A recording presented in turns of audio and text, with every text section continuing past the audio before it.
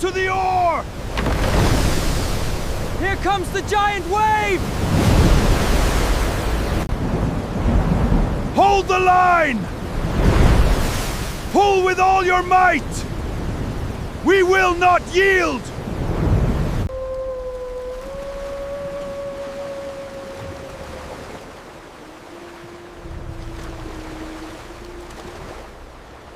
Part 1: The Impossible Voyage.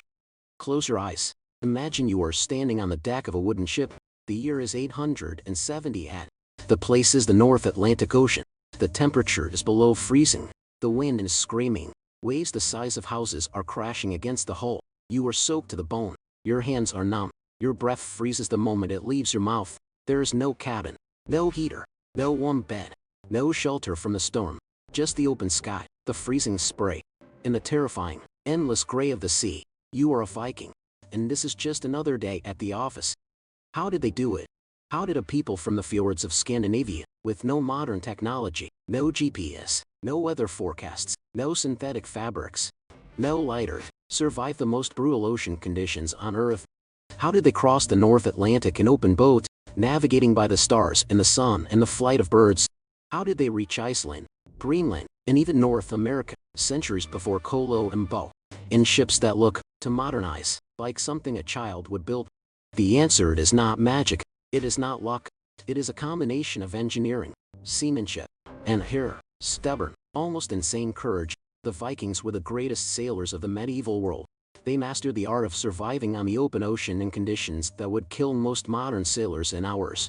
And they did it with wood, wool, fire, and an intimate knowledge of the sea that we have almost completely lost. Today, we are going to step aboard a Viking longship.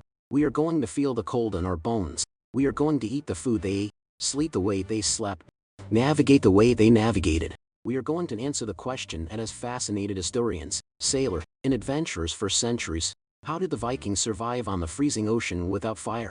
It is a story of incredible ingenuity, of ancient wisdom passed down through generations, and of a people who looked at the most terrifying environment on Earth and decided to make it their highway. This is the story of the Viking Age, told from the deck of a longship, in the middle of a storm, with nothing but courage and sheep wool to keep you alive. 5014-0. Part 2: The Longship, the perfect survival machine. The first secret to Viking survival on the ocean was the ship itself, the longship. It is one of the most elegant, efficient, and versatile vessels ever built by human hands. The design was perfected over centuries of trial and error. It was not a ship designed for comfort. It was a ship designed for survival. The most important feature of the longship was its hull. It was built using a technique called clinker construction. Long, overlapping planks of oak, fastened together with iron rivets. The overlapping planks created a hull that was both flexible and incredibly strong. It could bend and flex with the waves, instead of fighting against them. This flexibility was crucial in the rough seas of the North Atlantic, where a rigid ship would simply snap in half. The hull was also shallow. A longship could float in just a few feet of water. This allowed the Vikings to navigate river, estuaries, and shallow coastal waters that were inaccessible to deeper draft vessels. It also allowed them to beach their ships on sandy shores, avoiding the need for harbors or docks. The shallow draft meant the ship could be dragged onto land, repaired, and relaunched with relative ease. The longship was powered by both oars and a single large square sail. The oars were used for maneuvering in tight spaces, for rowing against the wind, and for rapid acceleration in battle. The sail was used for long-distance travel, patching the prevailing winds of the North Atlantic. The sail was made of wool, woven from the fleeces of Viking sheep. It was heavy, thick, and incredibly durable. It could withstand winds that would shred a modern canvas sail. The sail was treated with animal fat, making it water-resistant and helping it to hold its shape in wet conditions. The mast was made of a single tall pine tree, selected for its straightness and strength. It could be raised and lowered quickly, allowing the ship to adapt to changing weather conditions. The rudder was a large steering oar mounted on the starboard side. The helmsman used it to control the ship's direction. It required strength, skill, and constant attention. The helmsman had to read the waves, the wind, and the currents, and make constant adjustments to keep the ship on course. The longship was not just a vehicle, it was a survival platform. Every square inch of space was used. The crew's personal belongings, weapons, food, water, and trade goods were all stored in the open hold. There was no cabin, no shelter from the weather. The crew slept on the open deck, exposed to the elements. This seems brutal to modern sensibilities, but it was actually a deliberate design choice. A cabin would have added weight, increased wind resistance, and made the ship less stable. The open deck was lighter, faster, and more responsive. The Vikings accepted the discomfort as the price of performance, and they mitigated the discomfort with the second secret of Viking survival: their clothing. 14.0.24.0 Part 3 Wool, Fur, and Oil. The signs of ancient thermal protection. The Vikings did not have Gore-Tex, they did not have thermal underwear, they did not have synthetic fleece. What they had was wool. And wool, as it turns out, is one of the most remarkable natural materials ever discovered by human beings. It is warm even when wet. It is breathable. It is naturally water resistant. It is durable. And it was available in abundance in Scandinavia, where sheep were a cornerstone of the Viking economy.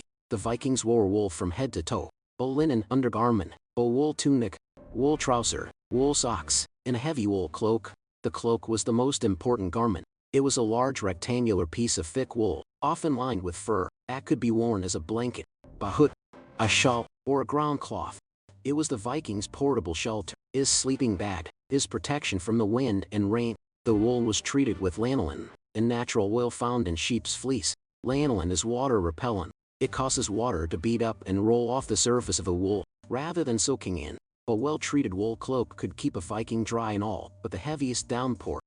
On top of the wool, the Vikings wore fur: sheepskin, goatskin, sealskin, and, for the wealthies, bear or wolf fur. Fur provided an additional layer of insulation, trapping warm air next to the body.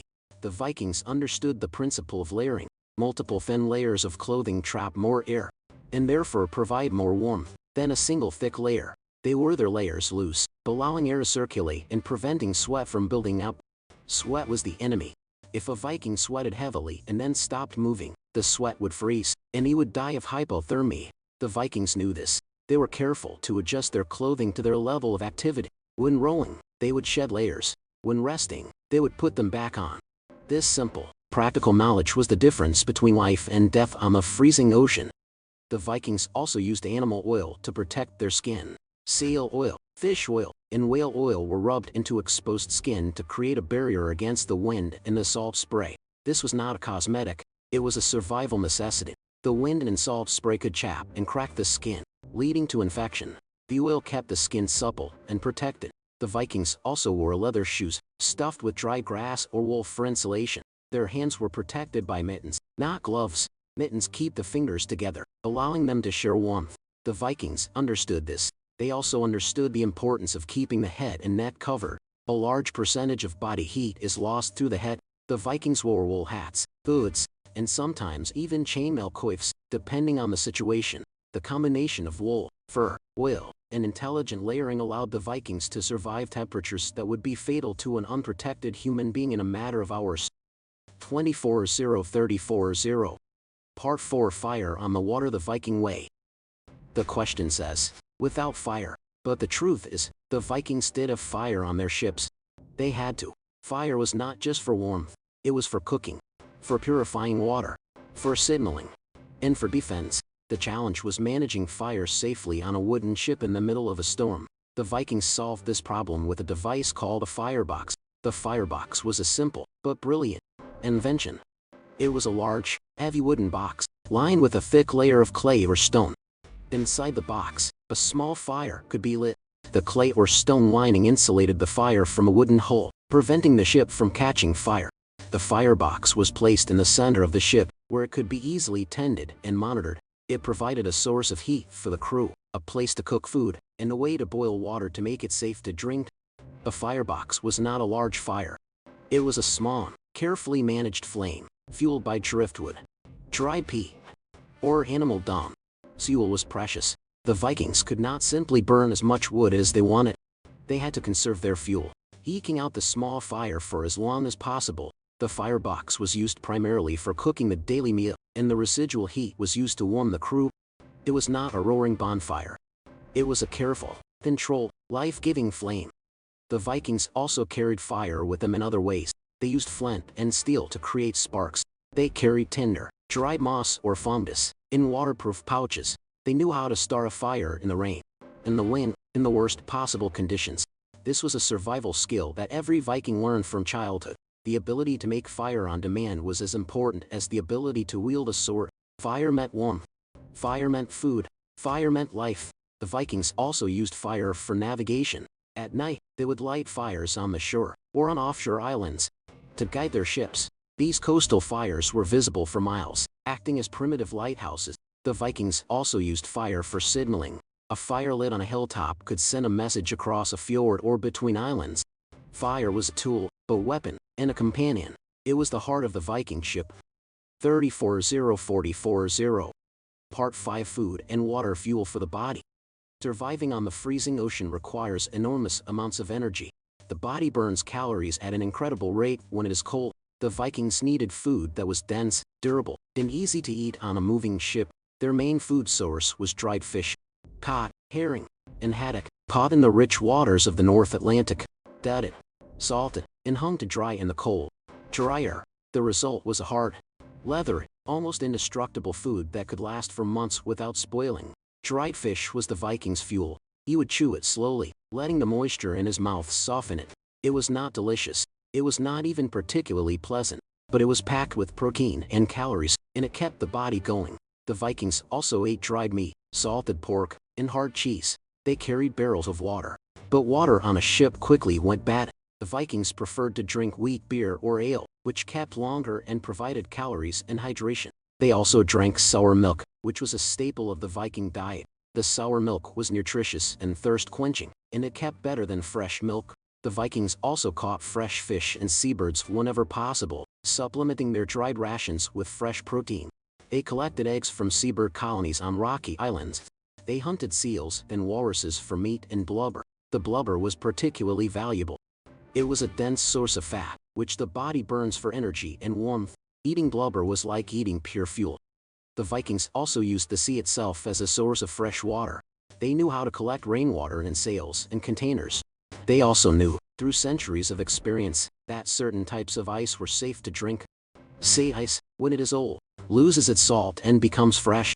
The Vikings knew how to identify this old ice and use it for drinking water. This knowledge was crucial for long voyages, where carrying enough fresh water was impossible. The Vikings were not just sailors.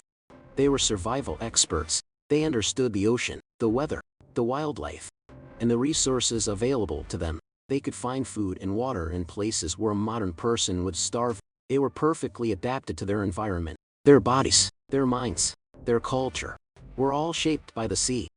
44.054.0. Part 6. Navigation. The ancient GPS. How did the Vikings navigate across the open ocean, out of sight of land, with no compass, no charts, no GPS?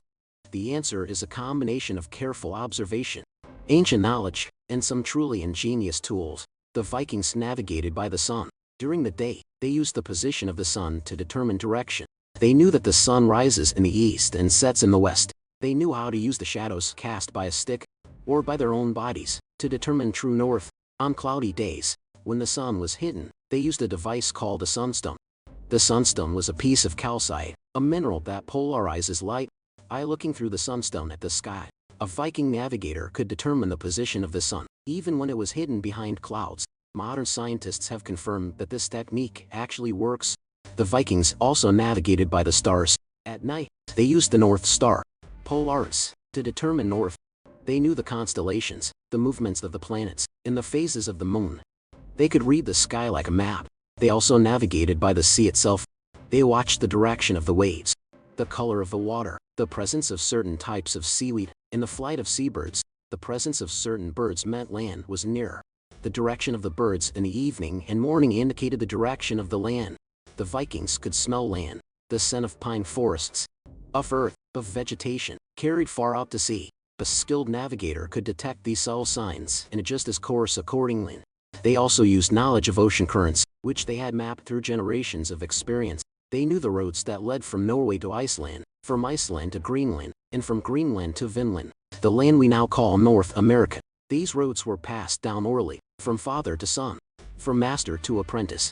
The knowledge was not written down. It was embedded in the culture, in the stories, in the song, in the very bones of the people. The Vikings did not need maps. They were the map. 54.064.0. Part 7. The psychology of survival. Fate. Purge. In the Viking mindset, Surviving the freezing ocean was not just a physical challenge, it was a psychological one. The cold, the darkness, the constant danger, a fear of death. All of these could break a person's spirit. The Vikings had a mindset that allowed them to endure what would crush others. It was based on a deeply held religious belief. The Vikings believed in fate. The idea that every person's life is predetermined by the gods. When a Viking was born, his fate was already written. He would die at a certain time, in a certain place, in a certain way. There was nothing he could do to change it. This belief was not fatalistic in the sense of giving up, it was liberating. If your death is already determined, then you do not need to fear it. You can face any danger with courage, knowing that if it is not your time to die, you will survive. And if it is your time, no amount of fear or caution will save you. The Viking embraced this. He faced the storm, the cold, the sea, with the courage of a man who knows his fate is already sealed. He did not fear death, he feared only dying badly. Dying without honor, dying in bed, of old age, was considered a disgrace. The only honorable death was death in battle, or death at sea, facing the elements with courage and dignity. The Vikings believed that warriors who died in battle went to Valhalla, the great hall of Odin, where they would feast and fight until the end of the world. This belief gave them a tremendous psychological advantage. They were not fighting for survival, they were fighting for a place in eternity. The cold, the weights, the hunger, all of these were just tests. Tests that would prove their worth, tests that would earn them a seat at Odin's table. This mindset, this warrior faith, was as important as any piece of technology. It was the fire that burned inside them, keeping them warm when the body was freezing. It was the strength that kept them rowing when the muscles were exhausted. It was the hope that kept them alive when all hope seemed lost. 64074. Part 8. The Viking voyages from Scandinavia to the edge of the world. The Vikings did not just survive on the ocean. They mastered it. They used their ships and their skills to travel farther than any Europeans before them. They explored the rivers of Russia, establishing trade routes that stretched from the Baltic to the Black Sea. They raided the coasts of Britain, Ireland, France, and Spain. They settled the islands of the North Atlantic, Iceland, Greenland, and then, around the year 1000 AD, they reached the eastern coast of North America, the first Europeans to set foot on the continent. The evidence is clear. The Norse settlement at Alliance Ox Meadows, in Newfoundland, is now a UNESCO World Heritage Site. It is a physical reminder of the Viking achievement. They crossed the Atlantic Ocean in open boats, centuries before Colo and Bow, without the benefit of compass, charts, or any of the technologies that later explorers would rely on. How did they do it? By being the best sailors in the world, by understanding the sea, the wind, the weather, and the stars, by building ships that were perfectly suited to the conditions, by wearing clothing that kept them warm and dry, by eating food that fueled their bodies, by believing in a religion that gave them courage. The Viking voyages were not acts of madness, they were acts of supreme competence. The Vikings were not reckless adventurers, they were skilled professionals, who had spent generations perfecting the art of ocean survival. They were the descendants of fishermen, farmers, and traders who had lived by the sea for centuries. They had learned, through trial and error, through success and failure, how to survive in the most hostile environment on Earth, and they had passed that knowledge down to their children, and their children's children. The Viking Age was the result of this accumulated wisdom. It was the flowering of a maritime culture that had been developing for 1,000 years. The Vikings were not born, they were made. They by the sea, by the cold, by the constant struggle for survival, and they carried that struggle with them, across the ocean, to the very edge of the known world. 74084. Part 9. The end of the Viking Age and the legacy. The Viking Age came to an end in the late 11th century. The reasons are complex. The kingdoms of Scandinavia became more centralized and less dependent on raiding. The spread of Christianity changed the old warrior values. The economies of Europe recovered, and the profits of raiding diminished. And the Vikings themselves, through their travels and settlements, became integrated into the cultures they had once terrorized. The Normans, descendants of Viking settlers in France, conquered England in 1066. They were no longer Vikings. They were Frenchmen, Christians, knights. The Viking Age was over, but the legacy of the Viking seafarers endures. The Norse language survives in the languages of Iceland, Norway, Denmark, and Sweden. The Norse laws and institutions survive in the political systems of the Nordic countries. The Norse mythology, with its gods and giants, survives in our stories, our art, and our imagination. And the ships themselves, the longships, survive as some of the most elegant and effective vessels ever built. Modern replicas of the longships have sailed across the Atlantic, proving that the Vikings could have made the journey. Modern sailors, who have attempted to recreate the Viking voyages, have come away with a profound respect for the skill and courage of the ancient Norse. The Vikings were not just raiders. They were explorers, traders, settlers, poets, artists, and engineers. They were one of the great maritime cultures of world history, and their story is a reminder of what human beings can achieve when they refuse to be limited by their environment. The Vikings looked at the freezing ocean and saw not a barrier, but a highway. They looked at the storms and saw not a threat, but a challenge. They looked at the cold and saw not an enemy, but a companion, a force that made them stronger. The Viking spirit, the spirit of adventure, of endurance, of courage in the face of the unknown, is still alive.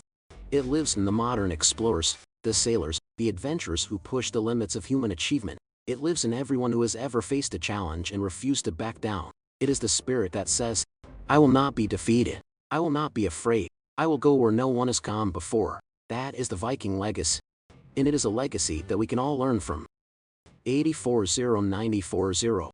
Part 10. What modern science says testing the Viking methods.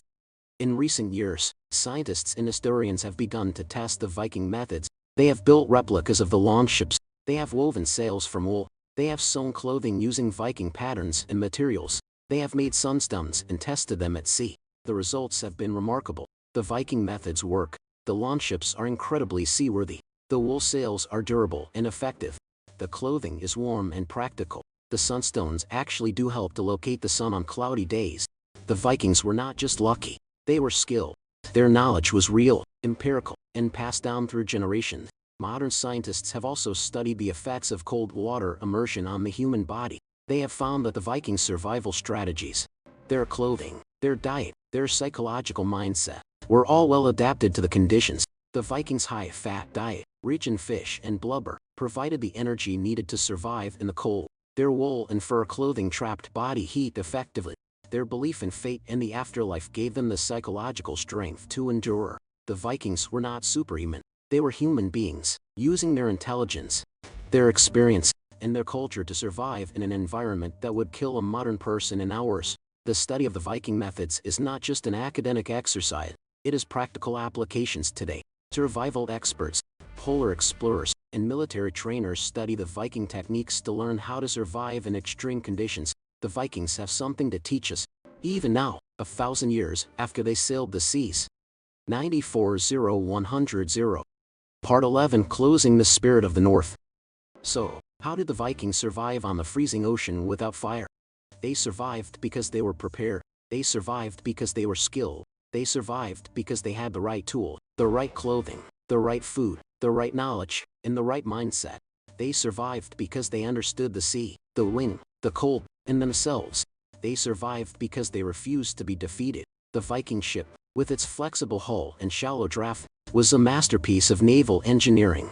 The Viking clothing, with its layers of wool and fur, was a masterpiece of thermal protection. The Viking diet, with its dried fish and blubber, was a masterpiece of energy management. The Viking navigation system, with its sunstones and star maps, was a masterpiece of empirical science. And the Viking mindset, with its belief in fate and the warrior afterlife, was a masterpiece of psychological resilience. The Vikings were not just survivors. They were masters of their environment. They did not just endure the freezing ocean. They conquered it. They made it their home, their highway, their pathway to the ends of the earth. The next time you feel the cold, the next time you face a challenge that seems impossible, remember the Vikings. Remember the men and women who crossed the North Atlantic in open boats, with nothing but wool, wood, and courage. Remember that the human spirit, when it is determined, can survive almost anything. The Vikings are gone, but their spirit lives on, in the wind that blows across the northern seas, in the waves that crash against the rocky shores, in the hearts of everyone who refuses to give up. The spirit of the North, the spirit of the Viking. Thank you for watching. If you made it to the end, leave a comment. What do you think? Did you survive a Viking voyage? Like, subscribe, and share this video with someone who loves history. I will see you in the next one.